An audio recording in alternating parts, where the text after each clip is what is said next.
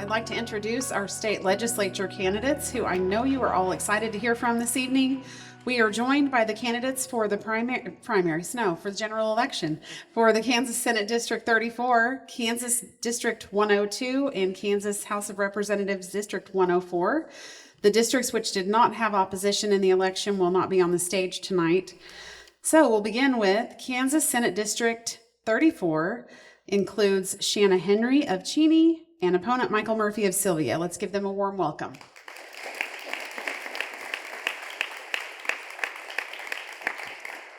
Next, the Kansas House of Representatives District 102, incumbent Jason Probst and Kyler Sweely, both from Hutchinson. Welcome, gentlemen. And lastly, the candidates for District 104, Lynnette Krieger-Zook of Buhler and incumbent Paul Waggoner from Hutchinson. Let's give them a warm welcome. Candidates, we're all very grateful for your participation tonight. So to go over the format for this evening, again, like the other session, we will open with a 2-minute opening statement from each of the candidates, and we will close again with a 2-minute closing. A series of questions that has been prepared by our Public Policy Committee will be asked, and the candidates will begin responding in order by district number on my left and alphabetically by last name, and then we will rotate the first respondent to each subsequent question, and I will announce that at the beginning of each question. Candidates, you'll have 1 minute to respond, and then we will have a 30-second opportunity for a rebuttal by the opponent that was first to answer each question. So to keep things on time, we hope to have time for about 6 to 8 questions tonight. Seth Farley is down in front with our Hutch chamber, and he will be timing for this race, and he will hold up a yellow card when there are 30 seconds left on the timer. When time is up, you will hear this sound, and he will hold up the red card to alert you, and we reserve the right to jump in if the responses go too long.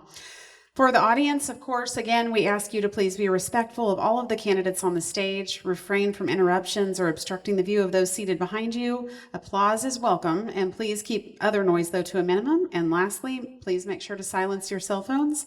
Thank you for your cooperation on that. So the order of responses, again, will be by district number and last name. We are ready for the opening statements, so we will get started. Kansas Senate District candidate, Miss Shanna Henry.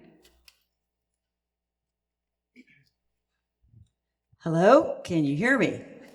Okay, I am Shanna Henry, and I presently live in Kingman County, way up almost to Sedgwick County near Cheney, the town of Cheney.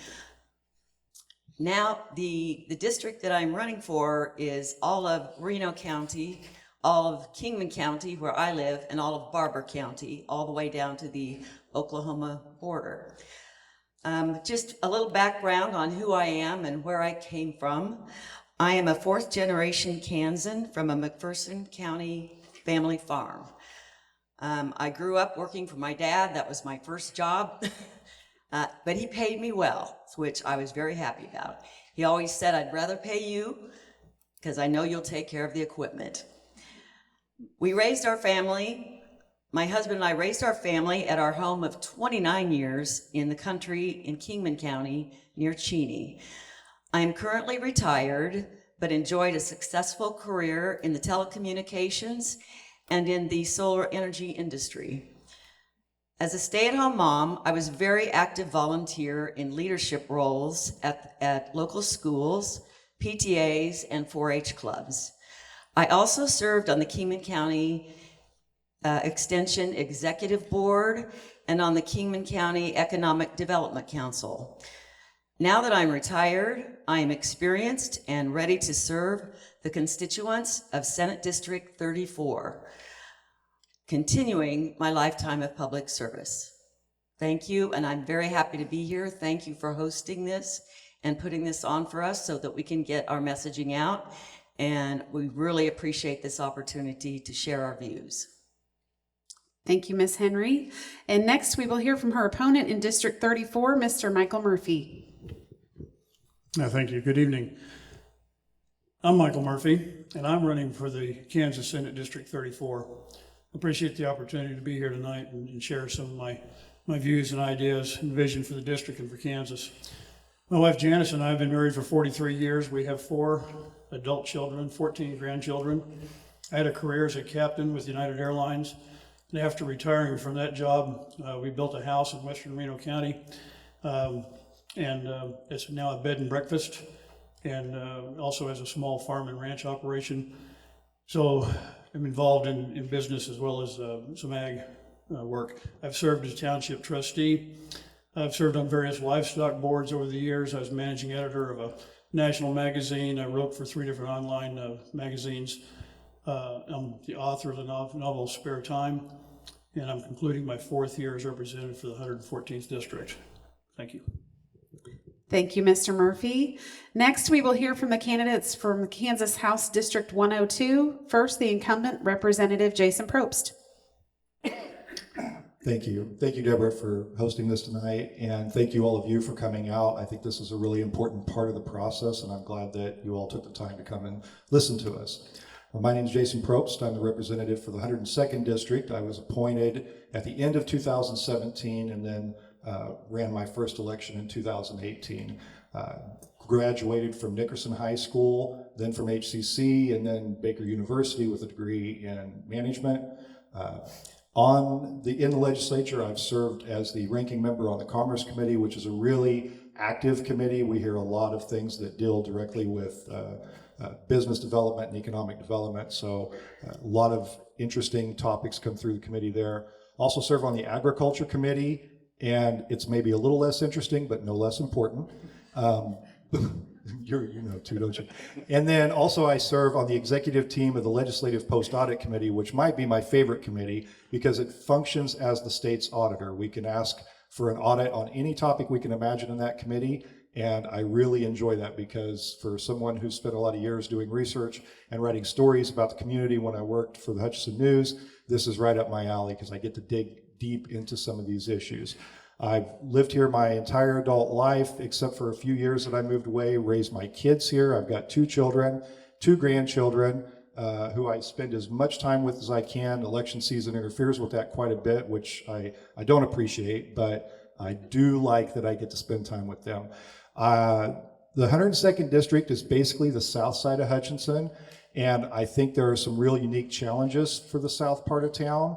And that is one reason that I'm running for office again. I think it's really, really important that we have voices from different parts of the community. This is not a homogeneous place. We have a lot of diversity here, and we have a lot of different needs here. And the needs in my district are quite different than the needs in the other part of the city. And so I think it's important to have that voice in Topeka. Thank you, Representative Probst. And next, we will hear from your opponent, Mr. Kyler Sweely.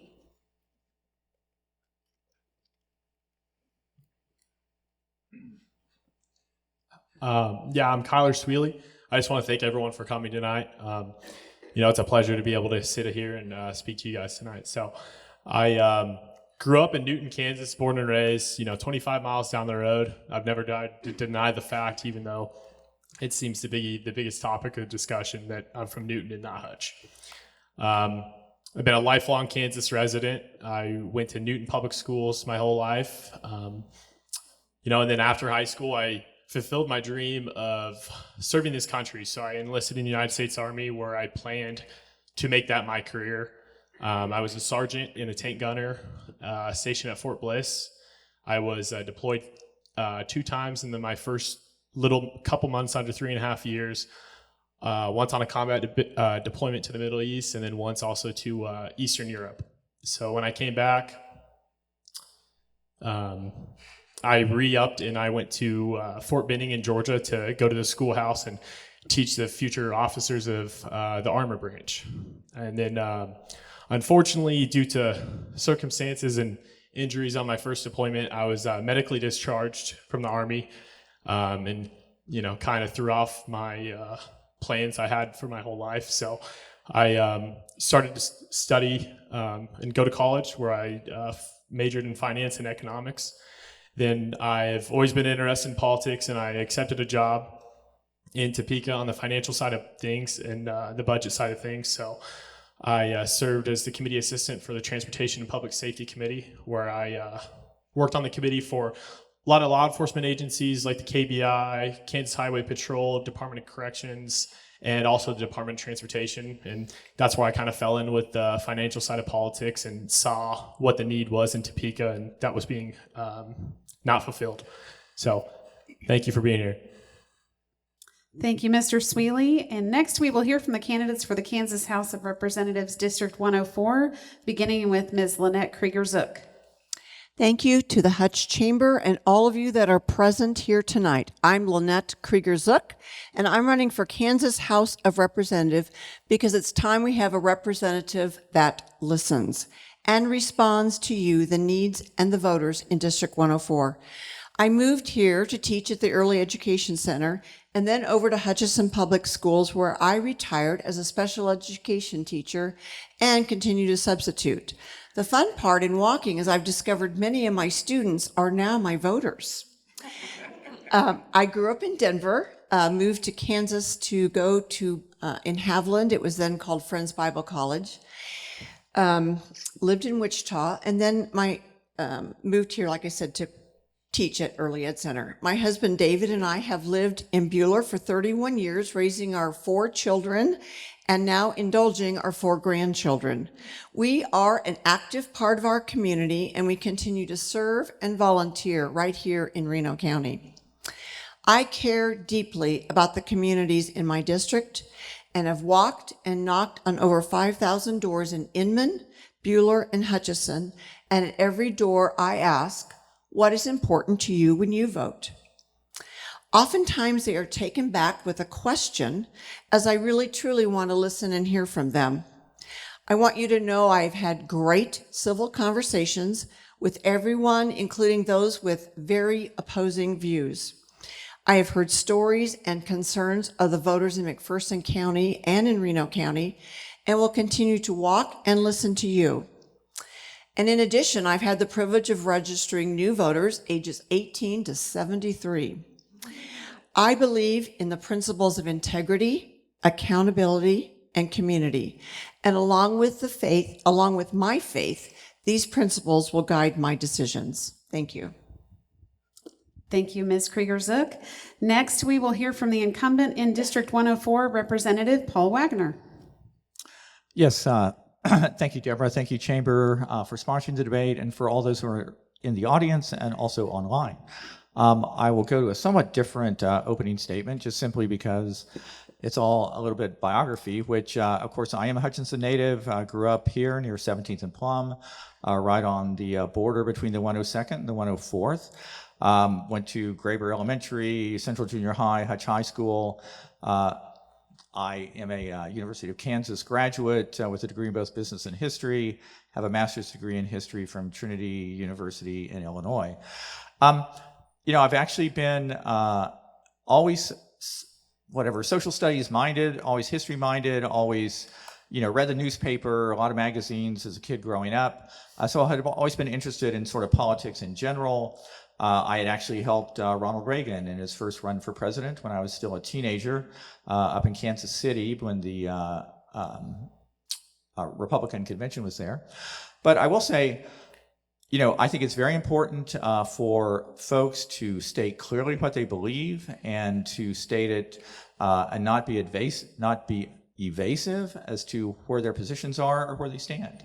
And I think when I first ran for office in 2018 in a Republican primary, that was kind of one of the things that in going door to door and talking with people, as far as people that had clarity with where I stood, I had been made a community columnist, sort of the designated conservative columnist for the Hutchinson News back in 2014 through an unusual chain of events, but it did definitely help people. It helped clarify my thinking, and also gave me a point of actually doing research on topics and not simply accepting sort of the status quo narrative. I have been very diligent in my work in Topeka, as we will hear, I'm sure, throughout this debate, and I really definitely stand by my votes and stand by the principles that I campaign on door to door. Thank you. All right, thank you, candidates. Let's begin with our first question, and we will begin with Senate District 34, Shanna Henry, followed by Michael Murphy. First question. If elected, what committees would you want to serve on, and how would you ensure you are representing the constituents' interests on those committees? I will admit I don't know all the names of the committees. I know there are many, but I would want to be on whatever committee has to do with healthcare insurance and the efforts toward Medicaid expansion. This is one of the top interests of my campaign, and one of the main reasons I am very concerned about the state of Kansas. So having to do with the expansion of Medicaid in Kansas would be a high point for me.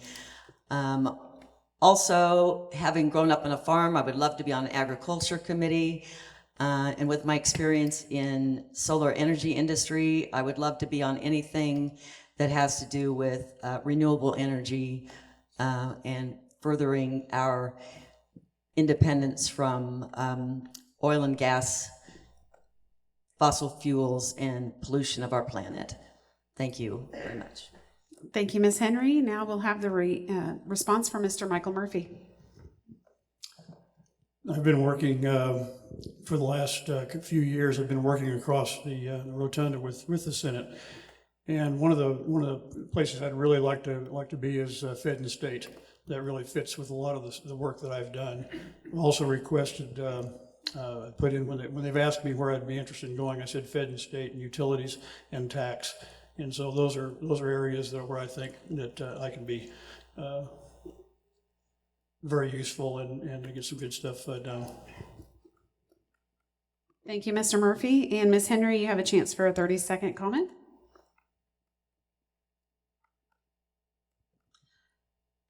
Yes, utilities are also an incredible thing to worry about. Utility prices are going up everywhere. Taxes are going up everywhere. So I understand your desire to be on a committee like that. That would also be something that I would be interested in. There are just so many committees that are valuable and so much work to be done. So I appreciate everyone's interest and hard work in those areas. All right, thank you, Ms. Henry. Next, we'll move on to District 102, Representative Jason Probst. Thank you. I'm pretty happy where I am. I have really developed some good relationships on the Commerce Committee, and I feel that I've been really effective there. And agriculture, I think my knowledge and my geography here in this part of the state is really important to have my voice on the Agriculture Committee. And of course, as I said before, absolutely love post-audit. The other part of this question about how you would represent your constituents, I think I would not do anything different than I'm doing now. When I encounter legislation, I tend to call people in the district who I know have more knowledge about this than I do. If something comes up about the disability community, I call my friends in the disability community and I ask them, is this legislation helpful or harmful? That's the practice that I've put in place since I've been in the legislature, and it's served me well, and I think it's served the community very well as well. Thank you. Thank you, Mr. Probst. And next, we will hear from Kyler Sweely. I apologize. Did you say committee or committees? I actually said committees. Yes, plural. The main committee that I'd like to serve on would be appropriations. So this is where all the budget goes through, a lot of the legislation on how it gets to the House floor. And this is ultimately, how we cut manage spending from overspending a budget year after year in terms of fighting for property tax. So also I'd like to serve on tax. The governor came out and said last week that there will be no property tax cuts in 2025. So I think that we need to get a real plan and not just concede to whatever she says and, actually get property tax. I hear it every single door. That's one of the biggest problems in the state. And the legislature has definitely failed on giving those tax cuts and those tax breaks to the hardworking taxpayers that actually deserve it. So those would be the main two right there. And also, obviously biased, I'd be on transportation and public safety, the committee that I served on as a committee assistant, and fully funding the State Highway Fund and fully funding the fight against fentanyl with the Kansas Bureau of Investigation. Thank you, Mr. Sweely. And Mr. Probst, do you have any rebuttal? Well, it's interesting that we talk about cutting in appropriations because we now have at least 2 news stories that are out there talking about how Republicans on the Appropriations Committee have added through budget provisos $210 million to the budget. What happens in appropriations is not cutting the budget. It is people putting their pork projects in it, and it's controlled by Republicans. He's not going to get on that committee and cut the budget. He's going to do exactly what Kansas Chamber of Commerce and Americans for Prosperity tell him to do, and that will be to increase the budget to their favor. I've fought for tax cuts for regular people and voted against corporate tax cuts. Thank you, Mr. Probst. Next, moving on to House of Representatives District 104, we'll begin with Lynnette Krieger-Zook. Well, the logical place for me would be on anything that regards education. That's been my career. I've been an educational advocate for the last 40 years, starting in when I was a daycare director in Wichita advocating for early childhood. I also have a great concern for social welfare, and it is important to go and ask the people. When we were asked a question on the Hutch News about homelessness, I called New Beginnings and asked, what's important to you in the legislature? So you go back to the experts and ask them. I've also served on KSDE committees. Currently, I am sitting on a committee of 10 of us that are working on standards for college students for birth through grade 3, setting the standards for the next 10 years in our college setting. I will, of course, serve where I'm needed, and I think it's important in the legislature to have, particularly in education, someone who's had their feet on the ground making decisions. Thank you. Thank you, Ms. Krieger-Zook. And next, we will hear from incumbent Paul Waggoner. No, thank you for the question. I'm currently Vice Chairman of House Elections, which is definitely a committee I enjoy serving with and would appreciate continuing on that, also with insurance.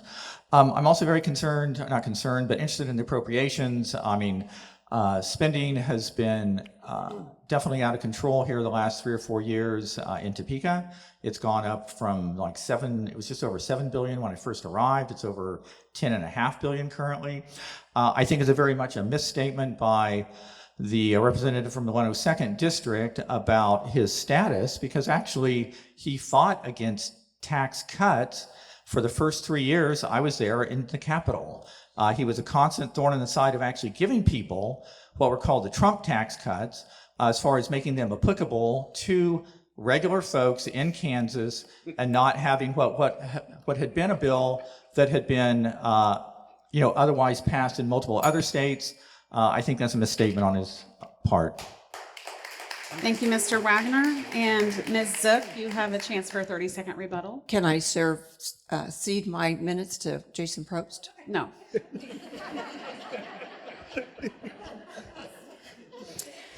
There are different news items coming out, and that has included that the Republican leadership has scolded the Republicans for pork funding and being too greedy with money. It is time that we work across the aisle and serve our constituents in lowering taxes, in providing affordable housing, and making economic abilities that we can live happily, safely. Thank you, Ms. Zook. The next question will be for the Kansas Representative District 102, Kyler Sweely, followed by Jason Probst. The question: the Chamber supports fiscal responsibility on tax policy at all levels of government. How would you make Kansas more competitive while also giving thoughtful consideration to investments that enhance the quality of life and growth in our state?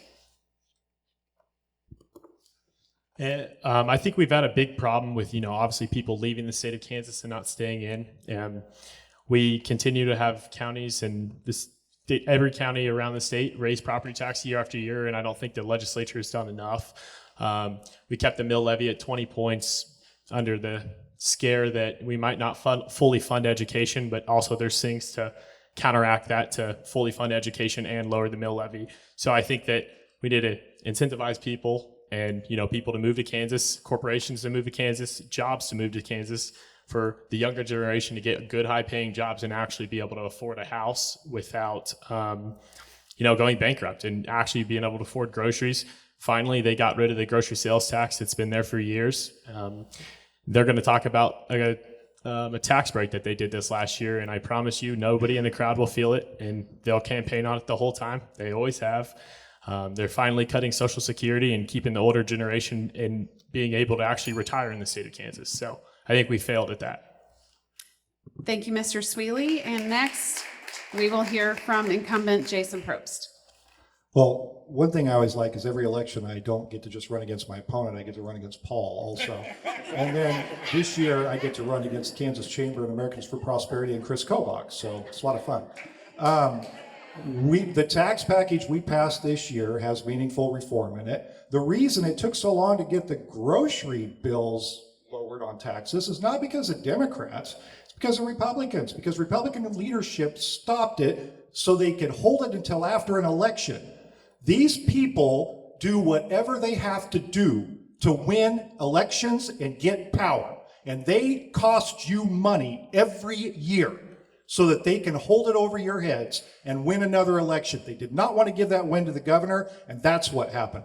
The tax cuts Paul's talking about allowed corporations to set off losses forever and never pay taxes again, and it allowed them to bring money offshore that they had hidden in tax havens back into the state for free. You're damn right I voted against it.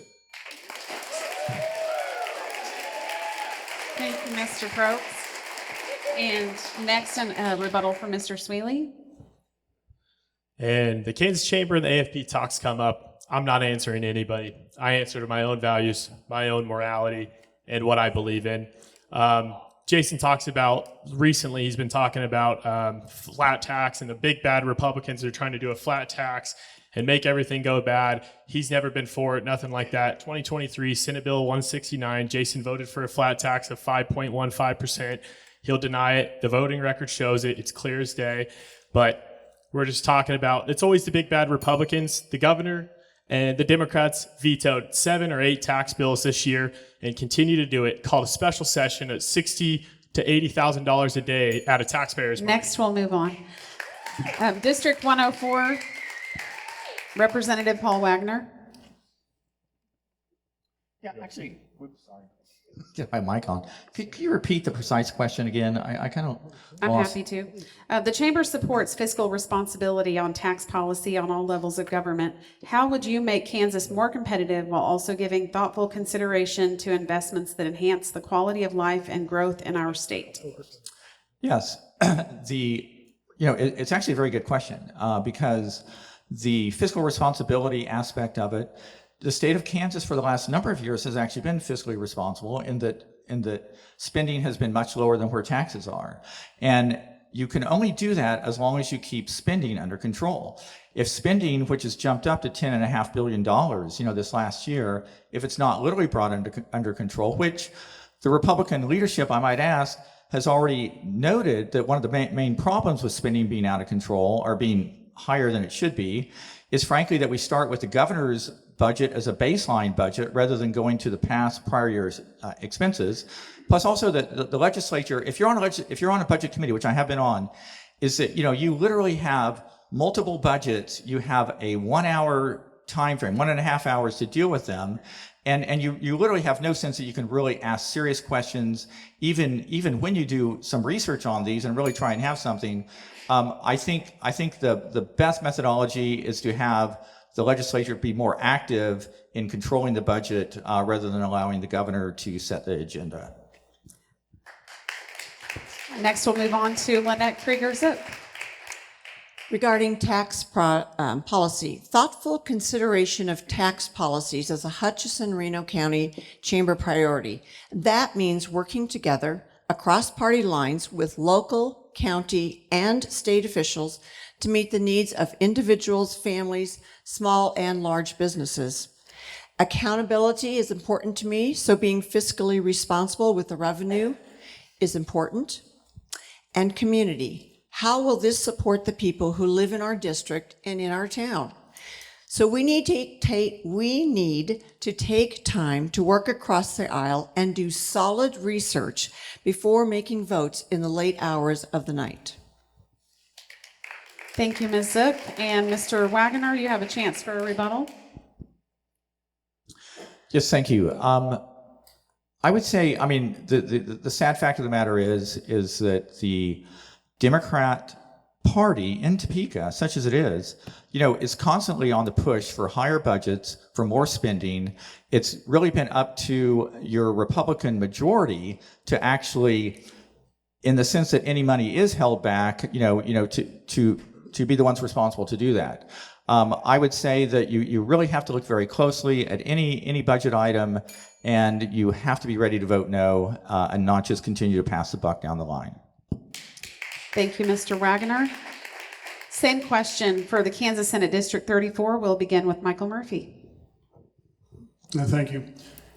Kansas is the 12th highest tax burden on its citizens.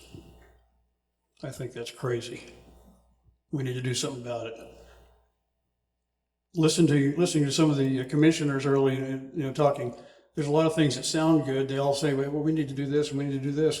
You're going to have to raise taxes to do all that. Property taxes are probably the biggest thing that people have to pay. I think we need to look at ways to curb that. And I've got some ideas. We did have some amendments to the budget that got stripped out and all like that, but I'm going to keep working on that. And I do have a tax plan that does get rid of property tax. Thank you, Mr. Murphy. And next, a response from candidate Shanna Henry.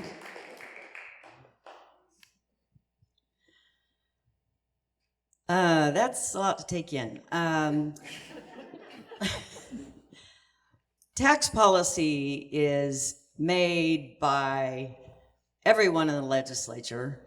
In my opinion, the reason taxes have gone up so much, they are going up on the hardworking families of Kansas and middle income, middle class people, and the wealthy are not paying their fair share, and neither are the corporations. If we need to get that balance back to where those that have the most can pay the most in taxes, they get so many breaks that the average Kansan citizen cannot take. We do not have all the loopholes that they do, and you have to consider the percentage of taxes that we pay based on our income. That is even more important than the tax rate for our citizens of Kansas. It's all, do I have how many more seconds? Okay. Thank you very much. I'm strong about this. I have a lot of strong feelings about tax policy. Thank you, Ms. Henry. And Mr. Murphy, do you have any rebuttal? Well, the tax policy is one thing and spending is another. We're going to have to cut some spending. A lot of things sound good, but all those good sounding things cost money. There's a lot of people get special deals, and when special deals have to be taken away, because of that special deal puts the burden on you and on me. There's nothing special about me. I pay taxes just like you do.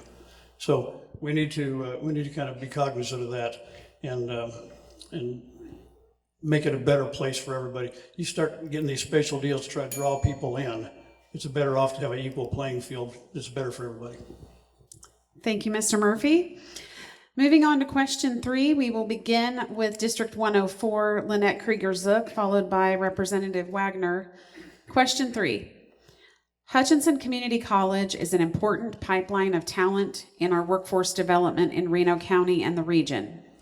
What do you believe the role of state government should be in funding for technical training and funding for deferred maintenance of community college facilities? When we talk about economic development, I absolutely look to the programs that both Hutch High School has with our Career and Tech Building and Hutchinson Community College. These kids can come out of school as welders. They get their certificates as auto body repair, car repair, home builders, bricklayers. It is the backbone and the infrastructure of our community. So by supporting Hutchinson Community College, supporting the Career and Tech Academy, and supporting the infrastructure, that is looking towards the future, continuing to build the workforce, building our economy, and keeping our people here in Reno County and McPherson County so that our communities and our rural communities can grow. Thank you, Ms. Krieger-Zook. And next, Representative Paul Waggoner. No, HEC is an incredible asset for the city of Hutchinson, or for the region, Reno County in total. The whole notion, and you do see this, where in certain states, the community colleges are much more aimed at, technical training and such, rather than just being 2 years on your way to a 4-year school. And frankly, in the way the job market is, the way just cost of colleges are, that's a hugely smart move on the part of the state of Kansas to have that type of focus. That being said, I will say the question of deferred maintenance, that if you have a question of deferred maintenance, it really goes back a lot to the trustees of the university, as it would be, as to what they've done with their budget over the years. We had a similar situation in Topeka where the colleges or the university's regent system came hat in hand, wanting, I think it was like $40 more million for deferred maintenance. And the question really comes up, you guys have these huge budgets. I mean, KU, some of these colleges will have literally almost $1 billion budget. What have you been doing with your money? Have you been spending it wisely? And thus the deferred maintenance question would go away. Thank you, Mr. Waggoner. And Ms. Krieger-Zook, any rebuttal? All right. Next, Kansas Senate District 34, we will begin with Shanna Henry. Now you've touched on the second thing that I'm most concerned about, and that's our education system. Not only our public education system in the state, but also at the Hutchinson Community College level and the Regents level. One of the things that I'm most proud about Kansas is all the effort and investment that we have put in our college and education structure. This is what builds a community and builds a state. I'm happy to have had a wonderful high school education in McPherson from first through senior year, and also being able to have the basics to go on to college, those fundamental skills that we need to make our community and our district successful. Thank you, Ms. Henry. And next we will hear from Representative Michael Murphy. Okay, this is something I've actually gotten accomplished in the last few years. A lady came to me about 3 years ago, and there was a problem that we've got this great program for kids to take in high school, to take a lot of these CTE classes, but they were not getting a certification. In many cases, these rural areas, they just couldn't afford to take the test. And so I got legislation through, it took me 2 years, but we got legislation through where that test is now paid for if they're unable to pay for it themselves. We have increased that program now. From 2 years ago, it had 2,500 students in it. Now it has 9,000. And this is going to have a great impact on getting these kids to have a good job coming out and stay in Kansas rather than going somewhere else. Thank you, Mr. Murphy. And Ms. Henry, any rebuttal? That's good to hear. It is. Anything we can do to emphasize and to strengthen our education system, whether it's from kindergarten on through college, and is so important for the well-being of our state and our citizens, and for people to be able to go out and work productive jobs and make decent incomes, to have a living wage to pay for their family. Thank you. Thank you, Ms. Henry. Next, District 102, Representative Jason Probst. Thank you. I think one thing about being here for a while is that I've had a chance to see how things have developed over the years, and it's been exciting to see the collaboration between Hutchinson Community College and the high school with the development of the Career and Technical Education Center. We now attract students from area counties who come here to get technical education, and upon graduation immediately find really well-paying jobs. I think that's a real asset to the county. On the Commerce Committee, I've been really involved in getting things through, like the Promise Act scholarship, which provides basically cost-free for scholarships for people that want technical education. And we also created and put some tax credits in for businesses for apprenticeship programs to help those people once they're out of school if they want to do an apprenticeship. Those are the sort of long-range forward ideas that we need to keep working on, that support our community colleges, that support our workers, and make sure that we're creating opportunities for people in our community. Thank you, Mr. Probst. Next, we'll hear from Tyler Sweely. I don't want to beat a dead horse, but obviously everyone up here, agrees that the career technical experience and education is obviously very vital to this state. We're obviously a huge gap in trades and people filling those jobs out of high school and everything. And, there is programs for expedited trade training in high school to get that certification by the time you graduate and continue straight into the workforce at 18. I think that's a gap that we definitely need to fill. And, we have a workforce, but we also have to give them the correct certifications and training to be able to get out in the workforce. So I definitely believe that we need to do everything we can to fill up the workforce and fill up these trades, this gap that we're missing. And, obviously to preferred maintenance within a reasonable budget, obviously I do believe that the state has some sort of, or not some sort, but a sort of responsibility to these schools and to these communities that continue to fund these schools and continue to fund these projects to get Kansas ready, to get these communities ready for the workforce. Mr. Probst. All right, moving on to question 4. We'll come back over here to my left, Senate District 34, and we will begin with Michael Murphy on this question. The Kansas State Fair is an important economic driver of tourism in Kansas as well as locally. What is your position on funding for deferred maintenance for facilities on the fairgrounds?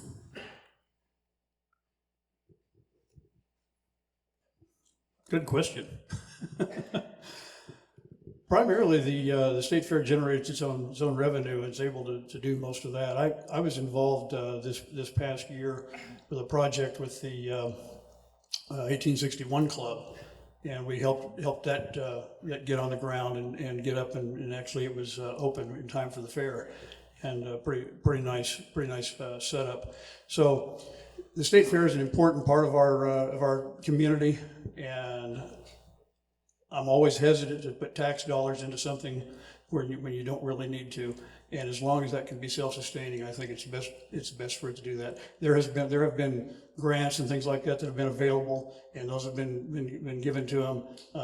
We did during COVID. We gave them some money to help them get through that time when they didn't have a fair. So there's things like that we can do, but by and large, they really need to try to make it on their own. All right, thank you, Mr. Murphy. And Ms. Henry? The Kansas State Fair is a thing to cherish, and it should be supported. I must admit, I don't know a lot of what you're talking about, the funding for deferred maintenance. Could you repeat that again? Funding? Sure. What is your position on funding for deferred maintenance for the facilities on the fairgrounds? And know that the state fairgrounds is state-owned. Okay. I have to admit that I don't know a lot about this, but one of the things I would do when elected senator, I would dig in and do the research and find out what I need to know to make a good decision. And as an outsider that doesn't live in Hutchinson, but Kingman County, I've been coming to the Kansas State Fair since I was about 6 years old. And I showed in 4-H shows here. I've been a part of the fair. It's a wonderful thing that we have. A lot of states do not support their state fairs anymore, and they're failing. But we have one of the best state fairs in the country, and I think it's something we all should preserve. Thank you, Ms. Henry. And Mr. Murphy, any rebuttal? Not really a rebuttal, but just, I think the administrator for the fair has been here for 4 years now or 3. He's done a really, really good job. And I think the best thing you can do about the fair is to build it up and let it be a good, strong draw to the community and to make it self-sustaining. If we have to help it, then it isn't working. All right, thank you, Mr. Murphy. Moving on to District 102, Kyler Sweely. Can you repeat the whole question, the first part of the question, please? Yes. The Kansas State Fair is an important economic driver of tourism in Kansas and locally. What is your position on funding for deferred maintenance for the facilities on the fairgrounds? With how big the Kansas State Fair is, obviously in Hutchinson, it's outside of my district, but right outside that, directly impacts the district. We need to do everything we can. There's always been the talks that the state fair is going to leave Hutchinson, or if it's going to move somewhere else, or a more populated or more economic developed part of the state. But I mean, this is pretty much a principle and a staple of this community, and we need to keep it in Hutchinson. We need to do everything we can to keep it here. going off self-funding and everything, but we also need to look at it as a state perspective, that this is such a big thing in our community that the state representatives, state senators obviously need to do their part in continuing to advocate for this state fair and continuing to advocate for the constituents. Thank you, Mr. Sweely. And Mr. Probst? Thank you.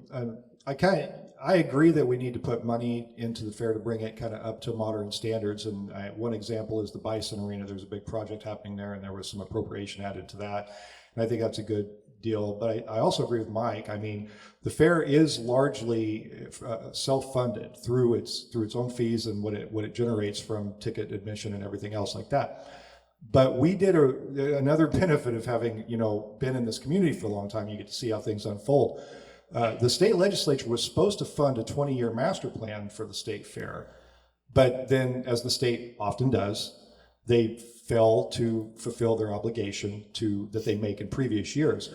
But one of the best things we did was allow the fair to capture its sales tax that it generates on the fairgrounds. That has provided a lot of benefit to the fair. It's improved it. It also gave the fair an incentive to do better, to host more events, and to be more creative in generating more income. And that's been a virtuous cycle that's benefited all of us in the community and has minimized state resources going to the fair. Thank you, Mr. Probst. And Mr. Sweely, any rebuttal? No rebuttal. All right. Next, moving on to District 104, we will begin with Representative Paul Waggoner. Yes, no, the state fair is in my district. I grew up near the state fair. I really take an active interest in it. I do think, really, I think over the last couple of years, you've seen a lot of improvements made to the fair. Of course, the fair is a fee-funded agency, basically, but its building projects are primarily funded through either special appropriations from the legislature or somewhat as referenced as far as being able to collect some more of the sales tax. I do think questions of deferred maintenance, again, the fair has to also realize they live in an ecosystem where they really have to pay attention to the totality of the interest in the state, because you had a very just mind-boggling attempt to tear down the racetracks and to totally do away with that on a very poorly figured math formula as far as trying to claim that it actually lost money and such. I think if any of you who paid attention to the topic, it actually has done quite well, and I think using the state fair more is really the key rather than trying to cut it down on options. Thank you, Mr. Waggoner. Next, we will hear from Lynnette Krieger-Zook. Well, I want to thank Jason for educating me. It's lovely to be a part of a group that understands our community and shares that information. Who doesn't love the fair except for traffic? When you live here in Hutchinson, we do know it brings people from all over the state and across the nation. Actually, it's a great tourist thing to put Hutchinson. It is the heart of rural Kansas. A master plan to be funded would be an interesting conversation to certainly have. I do think that we do need to continue to be forward-looking, including using the fairgrounds more. Certainly the new building is allowing that. But when you let maintenance go, which is what maintenance deferment does, it compounds the problem, and we need to figure out with the state fair how to make sure that maintenance is kept up to date so that it doesn't cost more down the road. Thank you, Ms. Krieger-Zook. And next, we'll have a rebuttal from Mr. Waggoner. Not so much a rebuttal, but an additional comment. We had a bill that was proposed this year, to ensure that someone from Reno County is actually on the state fair board. It was always considered kind of a given. It's actually not in state statute. Currently everybody's appointed by the governor, which is also maybe a question that could be changed. But again, there's a lot of passion about the state fair and the property in the community. Probably one of the best grassroots organized effort I saw was to save the racetrack. That was a lot of people gave them no chance, and they actually pulled it off. And so a lot of credit to them. All right, moving on to question 5. We will begin with District 102, Representative Probst. The question: Hutch Regional, as one of the largest employers in Reno County, has come out in favor of Medicaid expansion. What is your current position on Medicaid expansion in the state of Kansas? My current position is the same position I've had from day one. It is morally reprehensible to not do this, and it's fiscally unsound not to do it. And we'll hear from my neighbor to the north here in a moment. He'll give us all the reasons why it's bad and how it doesn't work elsewhere.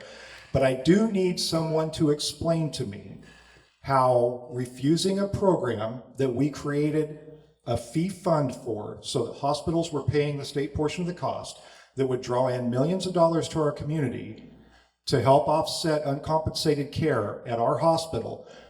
But because we didn't do that, we ended up with layoffs and restructuring at the hospital. Somebody needs to explain to me how not accepting Medicaid expansion is good for the residents of Hutchinson and good for our healthcare infrastructure. I still have not heard a legitimate answer to that. We get into these state level, national level issues, but right here on the ground in our community, it's been very bad, this failure. Thank you, Mr. Probst. Next, we'll hear from Mr. Sweely.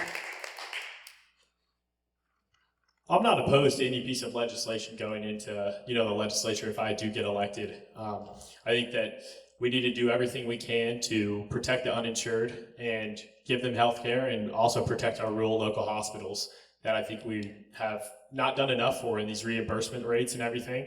And they continue to fight this year. They did some good stuff with reimbursement rates, and we're continuing to get better. But the big topic is always the reimbursement rates for these local hospitals, and that's why they're closing. But we're also looking at the big thing for the fight is, Congress appropriated 90% of this budget for all these states. They're going to pay 90% of this budget, and show of hands, who trusts Congress to an absolute T if they're going to continue to fulfill that promise?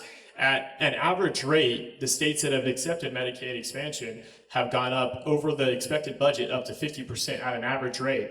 And I'm not just comfortable just jamming in something that we don't know what the actual budget will be able to do. Also, in this state legislature, it's always been a floor vote. It's only been in the committee once. It hasn't had due process. And I'm not going to support something that doesn't have work requirements. Next, we'll hear the rebuttal from Mr. Probst. There's a lot to cram into 30 seconds, so bear with me. It hadn't been discussed in committee because the leadership, Republican leadership in the House, has not allowed that to happen. Congress is paying 90%.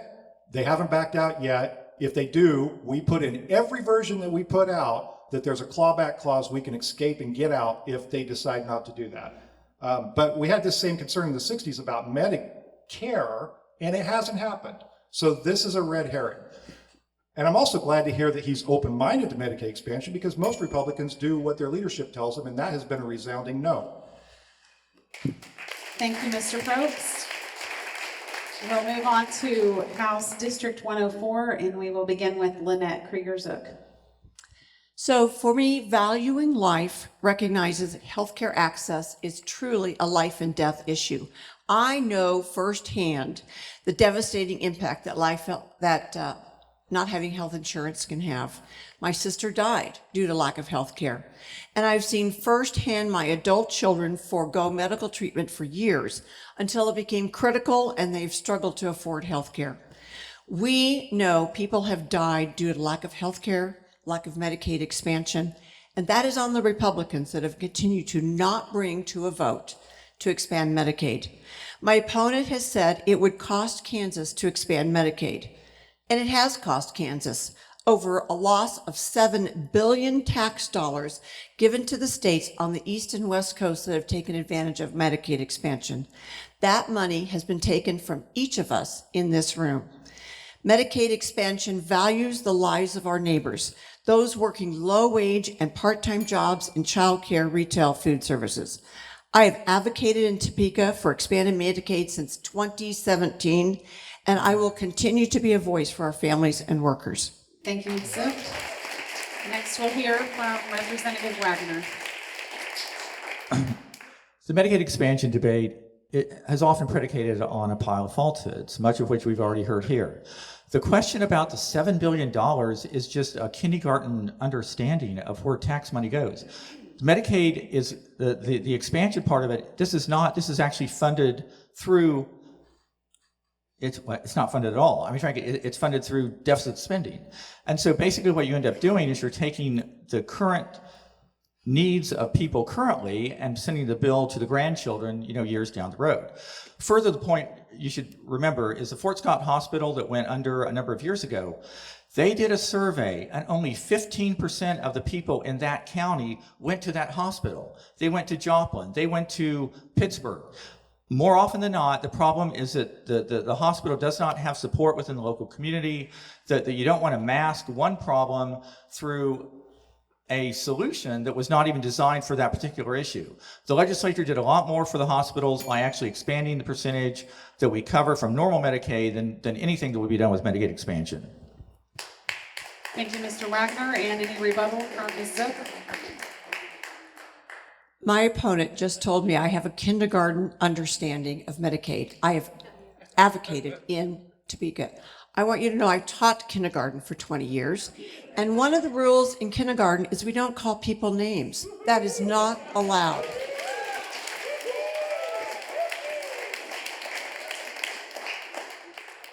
Thank you, Ms. Zook. Moving on to District 34, we will begin with Shanna Henry. Good. This is one time I'm glad to go first. All right. First of all, I'm going to rebut the man at the far end of the table. Medicaid expansion is not funded through deficit spending. It is funded through the taxpayer dollars that we have already paid into the system.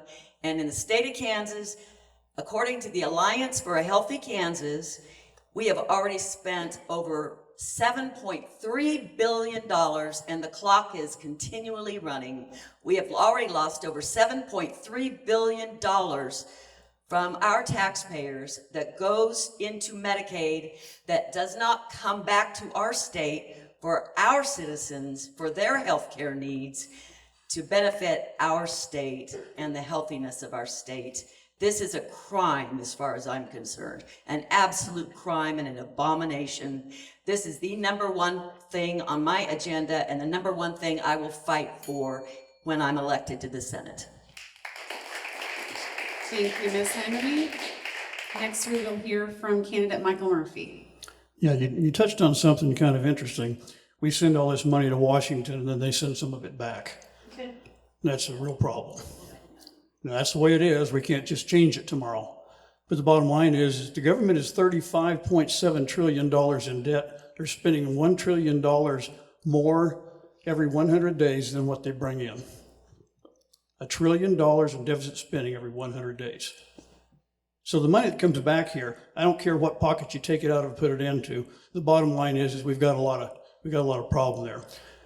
Medicaid was designed for the intellectually and the physically disabled.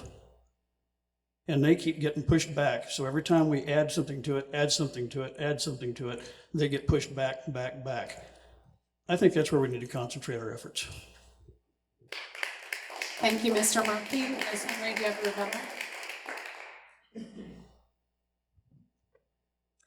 rebuttal? Mr. Murphy, what you said is just not accurate. That's over $7.3 billion that we have already sent to Washington, D.C. is kept in a separate account, and that would come back to our state if we would just go ahead and pass Medicaid expansion. That is our taxpayer dollars put into the system for Medicaid expansion, and because we won't do it, we're not getting our own taxpayer dollars back from Kansas back to our state to use for our people. Thank you, Ms. Henry. Moving on to question 6, we will begin with District 104, Paul Waggoner. What is your position on education funding, specifically your position related to public education, school choice, and funding for full-time pre-K? The K-12 budget is basically over 50% of the state general fund budget. It is mostly shaped by judicial policy at this point, as far as the Supreme Court decision that came down a couple of years ago, where at this point the state was registered as fully funding the schools, and the good faith effort is just to keep up with inflation going forward. The real question has been, in the last number of years, has been as far as policy. As far as, are you going to allow parents to have a greater deal of choice? Are you going to allow people who have been put in situations where they would prefer an alternative, and will you in any way support them with that? Or will you just say that there's just one size fits all and you have to go to the most close public school? We have expanded where different districts where there's broader district options. Kansas, one clear problem with Kansas is we don't have very good charter school law as far as expanding that. And so I do appreciate what the legislature has been trying to do in kind of broadening the base for educational options for parents and students. Thank you, Representative Waggoner. And next we'll hear from Lynnette Krieger-Zook. Our tax dollars need to go to public schools that accept all children. Public dollars where programs and curriculums are transparent to the voters.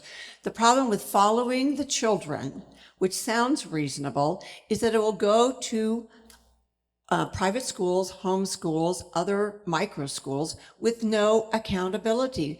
Every one of us here want our tax dollars and to know where they're going to. That's why I support public dollars going to tax dollars. We do have strong private schools in our communities, and private dollars need to go to those private schools, and many of them do not want to be held to state accountability. I know many private schools and homeschools want the freedom to teach without KSD rules and regulations, but public schools meet those standards. Any voucher bill proposed where the money follows the children has zero accountability. In Arkansas, 90%. Thank you. Thank you, Ms. Zook. Any rebuttal from Representative Wagner? Yes, thank you. We're all very familiar with 529 programs where you can get your money grown tax-free. It doesn't make a difference whether you go to KU, K-State, Tabor, Bethany, any college. I mean, it's up to your choice. It's not dictated by the government or by what the people in charge of a certain education department would agree. And I think expanding such things to the K through 12 level makes a lot of sense. Other states have done it and have actually seen very good results. Greater competition actually improves both public and private schools. Thank you, Representative Wagner. Moving on to District 34, Michael Murphy. Like has been said, the money that's spent in our education is, when you look at K-12 through higher ed, including the federal dollars, we're, on our omnibus bill, we're looking at like 61% of our budget. We're putting a lot of money in there. I'm in favor of people having school choice, but I think the simple way to do it is just with a tax credit. That way the schools money's not taken away from the school, but if somebody chooses to go either homeschool or go to a private school, they can keep a little bit of their tax dollars themselves and to help with that. Thank you, Mr. Murphy. And Ms. Henry? I agree with Lynnette on this one. Private dollars go to private schools, public dollars go to public schools, and that should not be differentiated in any way with tax credits. Tax credits is still a form of public funding to private schools because it's our taxpayer dollars. So it's still our public funding going to private schools if you do the approach that my opponent wants to take. This is not fair whatsoever to our public education system that has to provide an education for all students. They cannot pick and choose. They have to take the kids that have mental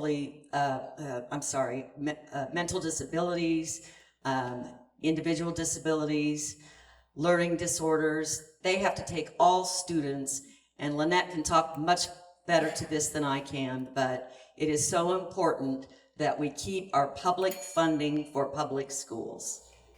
Thank you, Ms. Henry. Mr. Murphy, any rebuttal? Okay. And lastly, District 102, Kyler Sweely. I ultimately think, the decision of schooling should be down to the parents. I don't think that government should interfere. I don't think that government should decide how a child is raised in a school system. I don't think they should just dictate whatever public education or whatever education that the district that is, or whatever we're talking about. I do believe in school choice. I do believe that we should fully fund schools, and I do believe that we should fully fund special education. You know, we're talking about tax credits of the voucher program, but should tax credits go to a school that your child's not going to? Is that necessarily right? I mean, I think we need to look at the problem of, you know, continue to fully fund schools and continue to have tax money go to public schools, private schools, homeschooling. You know, it's a bigger thing in this area, that the parent should ultimately have that choice, but the parent's tax dollars should also follow the child and go to those same programs to directly impact that child, and they should be having a say-so in what their child is learning and being pretty much brought up to an adult. This is our future of Kansas. This is the future of us. Thank you, Mr. Sweely. And Representative Probst. I'm a little confused because my opponent just stated two competing positions at the same time. He said he supports fully funding schools and he supports school choice, and those two things are largely viewed as being incompatible with one another. We are going to educate children in public schools for a very long time. And we're going to, it's how we're going to educate most children. And children don't get to choose where they're born. They don't get to choose their parents. And we have an obligation then to do what we can to improve a system that is at its core, and always has been since the writing of the state's constitution, a long-term investment in our stability and in our growth and our financial prosperity. That's at its core what education is. It's not fair, and it's actually disingenuous to compare public education at the grade school level to college education, as the representative from the 4th did. Those are completely different things. A child born in any community deserves a decent education, and that's what our formula does. Thank you, Representative Probst. Mr. Sweely, any rebuttal? Every child is entitled to the utmost, education and support that they should deserve and belong in. Developing them as an adult and developing them as a Kansan and a part of our community. But also, I wouldn't be for public schools promoting things like DEI, and my opponent has. I don't believe in sending your school or your kids to school that promotes something that your family values are different or your family doesn't believe in. And I don't want kids being indoctrinated just because they're born in a certain area. And Thank you, Mr. Sweely. That rounds out the questions for tonight. We will move on to closing statements. And again, we will begin with a 2-minute closing statement, beginning with House District 104 and candidate Paul Waggoner.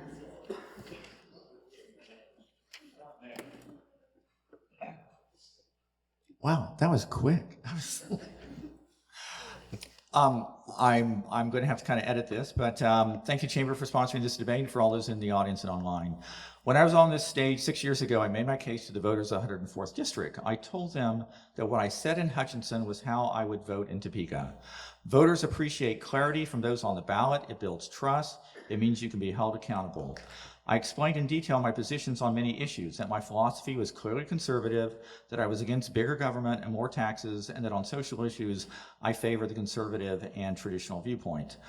My opponents have always taken the opposite approach. They push for more and bigger government programs, embracing what is best called magical thinking, where big government exists, but that the necessary big taxes don't. I call their bluff both locally and up in Topeka. Bad policy should be opposed, whether it comes from the Democrat representative in the district next door, from the Kansas Democrat Party caucus, or from the policy proposals or veto pen at Cedar Crest. It's been a constant battle in Topeka to pass tax reform since 2019, but in the end, myself and GOP colleagues were successful, and that first success came in 2022. I support then and I support now better private health care options, expanded school choice, less regulatory power by Topeka bureaucrats, less arbitrary power in the hands of the governor, any governor, a flatter tax code, and a collegiate and K-12 system that is genuinely non-ideological and aims to teach and not indoctrinate, and where girls' sports are actually for girls. Is that really too much to ask? If Topeka's budget is growing faster than your paycheck, then we have a problem. Since 2021, the state general fund budget is up 42%, and the Kansans who are paying for it are lucky to have half that increase in their paychecks. I will work to bring the unsustainable growth down. We can have a better Kansas, a stronger Kansas, a Kansas that is more prosperous and free, and a better place to have kids and raise a family. That's why I'm running, and I truly appreciate a chance to discuss the issues with you today. Thank you. Thank you, Mr. Waggoner. And next we'll hear closing statements from Lynnette Krieger-Zook. As you've heard tonight, there are many different distinctions between my opponent and myself. In fact, the reason I decided to run was in May, when my opponent was one of two that voted no on the final bipartisan vote to fully fund public education. In our district, that would affect Hutchinson, Inman, and Buhler school districts. And when I wrote him as a constituent and asked, "Help me understand why you voted no," I have never had a response. That is the second reason I am running for the Kansas House of Representative, to be a representative that listens to the concerns of District 104 and takes the voters' voices to Topeka, because that is the role of a representative and a civil servant. I am running as a moderate on the Democratic ticket. My campaign has been solely financed by individual donors, Republican, Independent, Democrat, and yes, even a Libertarian. This has been a true bipartisan campaign. And while this may have driven me to run, I also know that our community has real needs in healthcare, tax reform, rural agricultural, industry, and small businesses, and the needs of the community to find ways to grow and thrive in Buhler, Inman, and Hutchinson.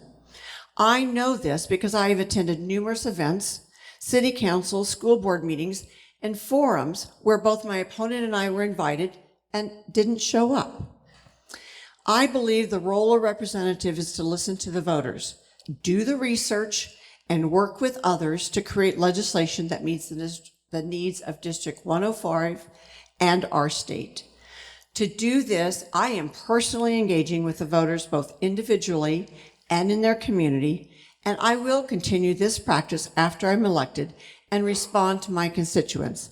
I ask for your vote with either early voting or when you head to the polls on November 5th. Thank you. Thank you, Ms. Krieger-Zook. Next, we'll hear from District 102 candidate Kyler Sweely. I'm going to start with a couple of points and then I'll go to my fully closing statement, but I just know that my opponent will touch on this. He's going to say something about the AFP and the Kansas Chamber and the big bad Republicans and all this money that they've spent and everything else like that. And I don't coordinate with outside groups. You know, if outside groups are there to help, then that's how they do, and you can't really deny that or accept that. It's just, that's how it is. Jason talks about being financed and overspending and all of this stuff about major campaign contributions. And in 2020, Jason outspent his last Republican opponent almost 15 to 1, $56,000 to, I believe, $3,500. And then in 2022, he outspent his opponent $61,000 to $4,700. And you know, there's checks from max contributions from individuals in New York, San Francisco, Chicago, and Seattle. And I mean, you ask, why would someone get checks like this in Kansas? It's because the radical liberal agenda wants to move to Kansas to make their state not look so bad. And we have a representative that's in a very conservative area. And, you know, it's a Trump plus 15 district. You can say whatever you want, but I see a high number of conservatives not spoken for in Topeka. You know, we have a 45% unaffiliated district, and we have a representative that votes for men and women's sports, men and women's locker rooms. You know, he voted for a child transgender, you know, or voted not to ban child transgender realignment surgeries and hormonal treatments that they may never be able to come back from. We have somebody that falls directly in line with, you know, Governor Kelly and the administration in DC, and we obviously all see the problems there. Are you better off the last 4 years, or are you better off under President Trump in 2016 and 2020? And this district's voted for President Trump at a rate of plus 15 points. And I promise you, Jason will not publicly say who he's going to be voting for in the November election for the president. Thank you, Mr. Sweely. And next we will hear from Representative Jason Probst. Well, there you have it, folks. When you don't have ideas and you don't have a firm grasp on the issues, and you are put into this district because your handlers told you to come here and take a seat away from legitimate candidates, this is the sort of thing you resort to. He was told, move here, we'll take care of your campaign for you. And it turns out, Hutchinson, as any of us who have lived here for any time knows, march to the beat of our own drum. And we don't let people from outside this area tell us how we should live, what we should do, and we talk to each other. And there's not a person out there that I won't talk to. And I see some of you in this audience, and you disagree with me fiercely. There's not one of you I wouldn't sit down and have a cup of coffee with and talk about the issues with. I am not here to impose my will on you. I am here to listen and go to Topeka and take a very complex basket of information that comes from many sources and use what I know about this district and the conversations I have with people here and make the most sound and practical and pragmatic decisions I could make. If you have a very clear choice in this election. If you want a partisan hack who's going to do what he's told, that's your guy right there. If you want a guy who's voted against the governor to override her, who's gotten in trouble with the governor's office before, who's managed to get things through despite being in the minority party, who understands how to talk to people across the aisle, all stripes of people, who doesn't go into those conversations with judgment and hatred, but goes into those with an effort to understand and solve problems, then you probably want to stick with me.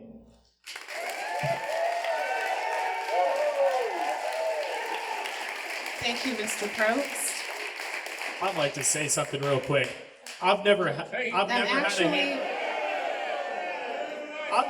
handler, and the only time that I've Point of ever order. answered the call is a call of service to this country. Mr. Sweely, we only give 2 minutes to each candidate. Thank you.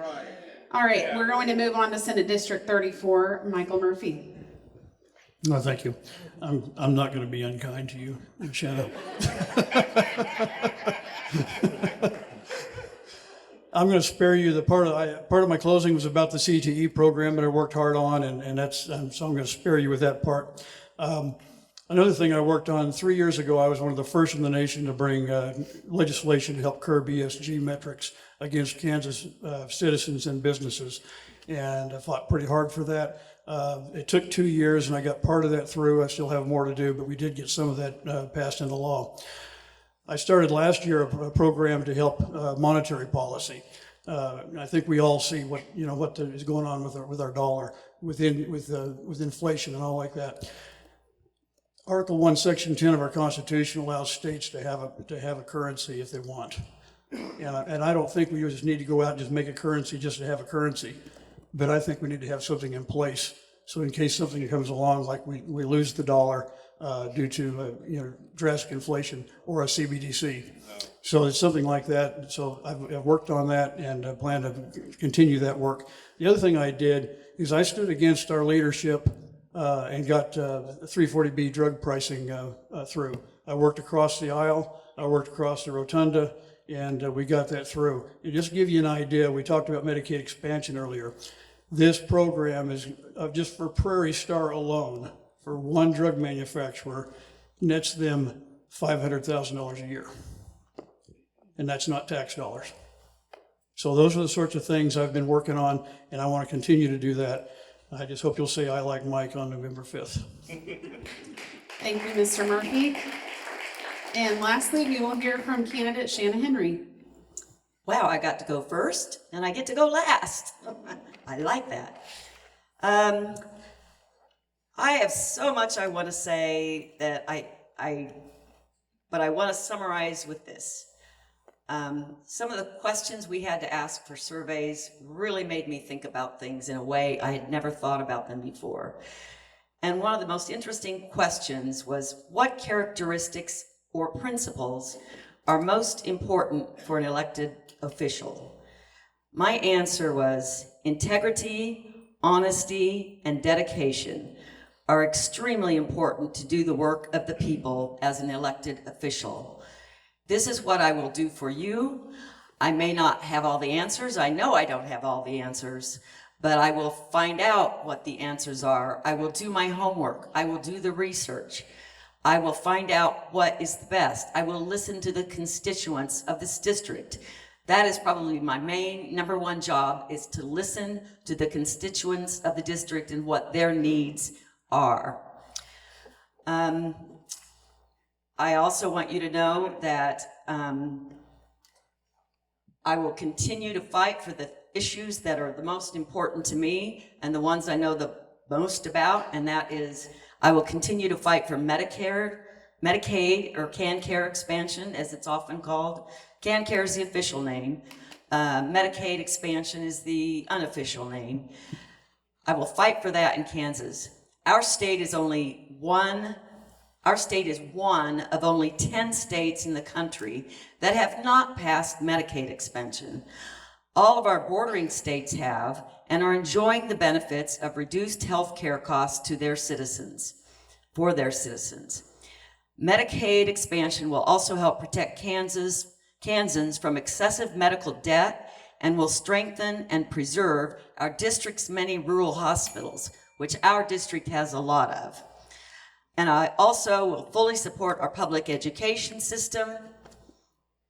And much work also needs to be done to improve rural Thank you, broadband Ms. for our Henry. rural communities. And I ask for your vote on November 5th. Oh, they cut me off. All right. Thank you. Vote on November 5th. Please join me for one more round of applause for these candidates.